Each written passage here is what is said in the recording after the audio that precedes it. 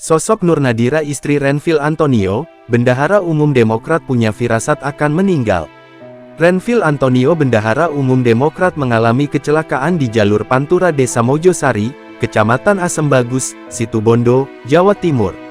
Peristiwa kecelakaan terjadi pada hari Jumat tanggal 14 Februari tahun 2025, sekira pukul 9 waktu Indonesia Barat saat Renvil Antonio mengendarai motor gede atau moge dari Surabaya menuju Bali melewati Situbondo.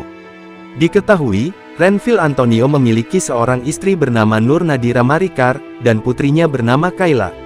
Nadira Marikar dikenal aktif sebagai Bendahara Umum Pengurus Srikandi Demokrat. Istri Renvil kerap terjun langsung bersama Anissa Pohan mengajak semua perempuan Indonesia bergabung bersama Srikandi Demokrat. Srikandi Demokrat merupakan gagasan dari almarhumah Ibu Negara ke-6 RI Ani Yudhoyono. Sebagai istri politisi, Nadira sering menemani sang suami dalam kunjungan dinasnya. Diketahui, Nur Nadira Marikar merupakan lulusan dari Universitas Airlangga, Surabaya, Jawa Timur. Kini, Nadira dan putrinya terpaksa harus ditinggal untuk selama-lamanya oleh Renvil Antonio.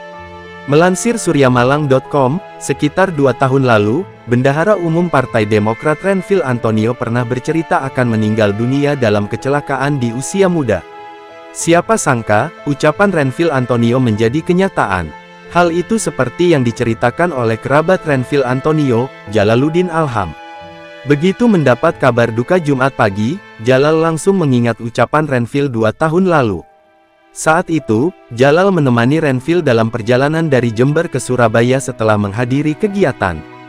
Beberapa tahun lalu, saya mendapat cerita itu, bahwa ia akan meninggal di usia muda dan kecelakaan, kata Jalal mengenang sosok Renvil ditemui di rumah duka kawasan Jemursari Regency Surabaya.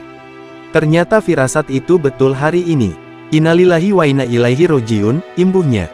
Renvil meninggal dunia di usia 47 tahun.